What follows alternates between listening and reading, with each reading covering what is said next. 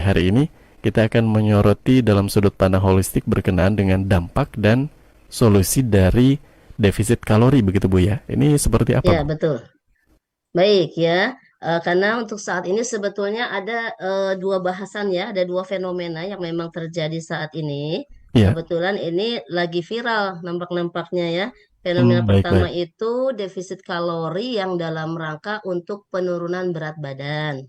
Ya. Oh, baik. Iya, iya. Kemudian fenomena yang kedua pada kenyataannya sekarang ya di apa namanya di lapangan saat ini ada juga kasus-kasus gangguan kesehatan yang disebabkan defisit kalori tapi dampak dari pasca Lebaran ya. Jadi Baik. memang sedang banyak kasus yang pada prinsipnya penyebabnya itu dari defisit kalori ya.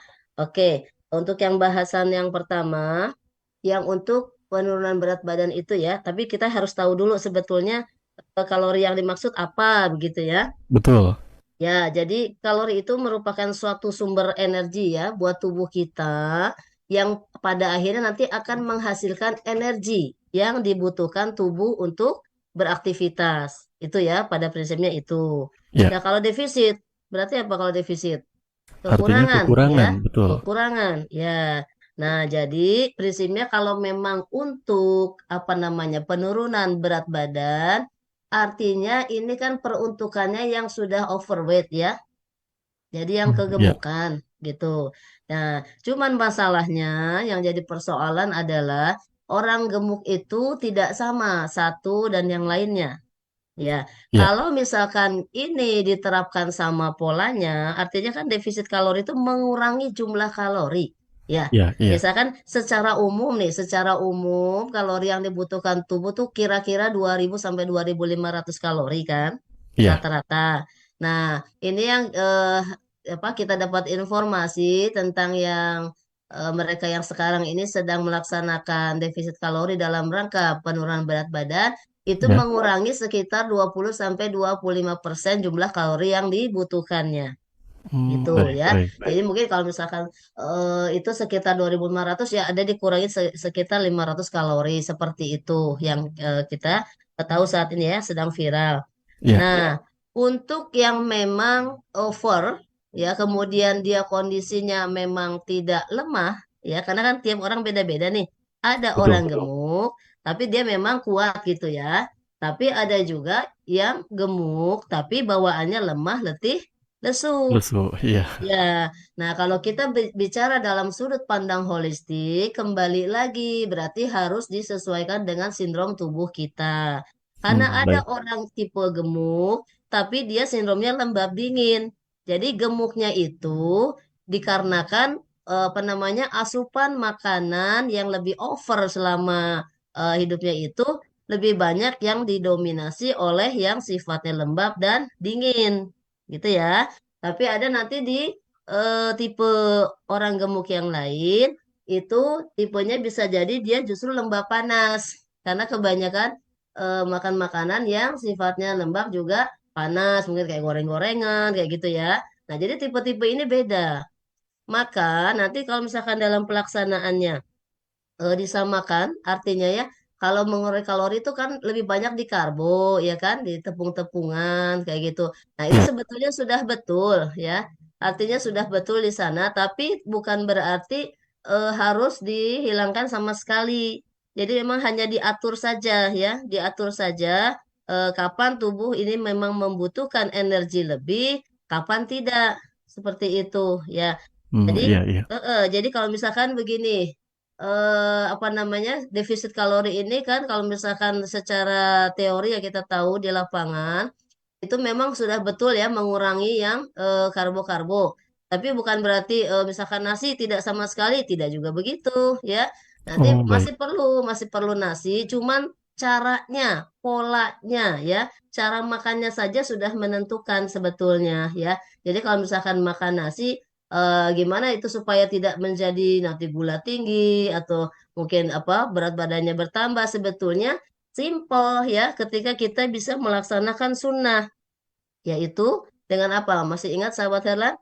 Dengan cara mengunyah yang Ya. lembut. Oh, Ya. baik-baik. Iya. Setelah itu tidak langsung minum, kan itu kuncinya.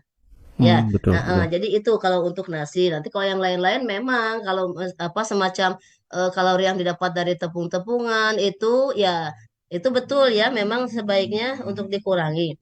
Jadi kalau bicara soal gemuk atau kurusnya seseorang itu sebetulnya tergantung kondisi kesehatan fungsi organ limpanya. Ya, masih ingat ya? Jadi Iya. gemuk atau kurusnya seseorang itu tergantung fungsi limpanya. Kalau fungsi limpanya itu lemah, kemudian dia bakatnya gemuk, bakal gemuk terus. Tapi kalau misalkan limpanya lemah, kemudian dia bakatnya kurus, kurus terus susah gemuknya. Gitu. Jadi Baik-baik. kata kuncinya, ini sebetulnya bagaimana fungsi organ limpa ini stabil, normal, ya.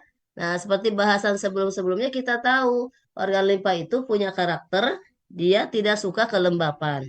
Betul. Ya, ketika kelembapan itu over, nah ya pasti apa akan ketemu suatu hari, suatu waktu yang dia memang fungsinya akan melemah. Ya, Iya. masih ingat ya kalau makan lembab ya ya itu tadi yang apa sejenis tepung-tepungan atau Iya, mungkin iya. bumbu kacang terlalu banyak gitu ya.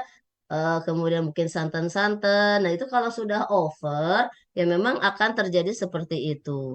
Baik. Kecuali dari awal kita bisa jaga keseimbangannya ya dari masih mudanya. Kalau misalkan memang apa bisa semua makanan masuk, bisa sebetulnya. Cuma kita seimbangkan aja. Oh, ini sifatnya lembab. Nah, setelah itu kita balas dengan yang sifatnya mengeringkan, ya. Iya. Gitu. Jadi sebenarnya dari sana sih sebetulnya sumbernya. Jadi ini untuk yang fenomena pertama yang tentang penurunan berat badan itu boleh-boleh saja ya dengan teori defisit kalori itu, tapi lebih ke yang tipenya lebih ke panas kuat ya. Karena pada intinya untuk yang tipenya itu lebih ke lembab dingin, itu rata-rata tidak berhasil ya. Kalaupun misalkan bisa turun, karena gini Mas ya, kebanyakan kan udah mengurangi itu, terus Mm-mm. diperbanyaknya kan di buah-buahan, misalkan sayuran gitu ya. Iya, Nah, betul. ini nampak-nampaknya tidak semua bisa. Kalau yang Oh, sifatnya baik-baik. lembab dingin tubuhnya, kemudian tiap hari ada berbagai jenis buah yang sifatnya kan notabene dia lembab dingin kebanyakan ya, kecuali Iya. misalkan kurma, mungkin pisang masih agak normal ya. Tapi kalau misalkan diperbanyaknya dalam sehari itu hampir seluruhnya masuk, mau jeruk, semangka, melon, buah naga masuk terus seharian itu. Mm. Nah, ini yang akibatnya akan justru fatal untuk yang sindromnya lembab dingin. Lembab dingin. Karena kan semakin lembab dingin kan, jadi si tubuhnya itu semakin berat. Justru nanti lendir-lendir yang ada di dalam tubuh ketemu yang sifatnya dingin, dia semakin pekat, ya semakin membekukan. Pada akhirnya, ya mungkin ada yang berhasil kurus, tapi disertai rasa lemah, letih, lesu, kemudian pegel-pegel, banyak Iya. kesemutan. Kan yang penting sehat. Ya harusnya begitu Betul, ya. betul. Jadi kalau misalkan bisa disesuaikan, silakan defisit kalori ini. Nah, terus memang ketentuannya juga tidak boleh disamaratakan. Artinya tiap orang itu aktivitas hariannya kan berbeda, ya Betul. enggak? Ada yang misalkan pekerjaannya hanya duduk di belakang komputer, di dalam ruangan ber-AC gitu kan. Tapi Iya, ada iya. juga yang harus nyangkul di sawah atau mungkin dia harus beredar di lapangan kan. Otomatis energi yang dibutuhkannya kan berbeda. Betul nggak? Betul. Betul, betul. Mm-mm. Jadi pada prinsipnya tidak bisa disamakan semua orang ya. Untuk semua Baik-baik. orang tidak bisa harus sama defisit kalorinya ini gitu. Justru ada orang yang gemuk, tapi dia apa malah kekurangan energi ya. Iya, Ini iya, juga iya. bahaya gitu ya intinya mah. Jadi memang begitu sekali lagi kita kembalikan kepada pola yang sesuai dengan fitrah manusia itu sendiri ya kan? Karena memang kan tidak sama antara manusia satu dengan yang Yang lainnya, lain. ya. Iya. Ini bahayanya ya begitu. Ini bahkan ada yang sampai apa ya namanya, saking habis ya mungkin energinya justru sangat kurang karena kondisi aslinya dia sudah defisit, Iya. tapi diikuti ditambah lagi dengan mendefisitkan kembali si kalorinya. Akhirnya kan Baik. lemah sampai akhirnya tidak bisa bangun. Ya, ini yang kita tidak harapkan ya. Iya, Jadi betul. memang ya berhati-hatilah. Mungkin sementara itu ya, nanti kita bahas yang fenomena kedua, oke?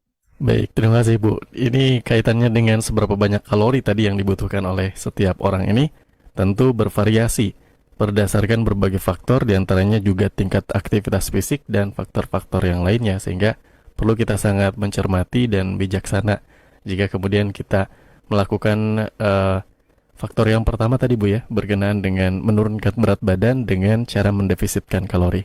Betul, betul.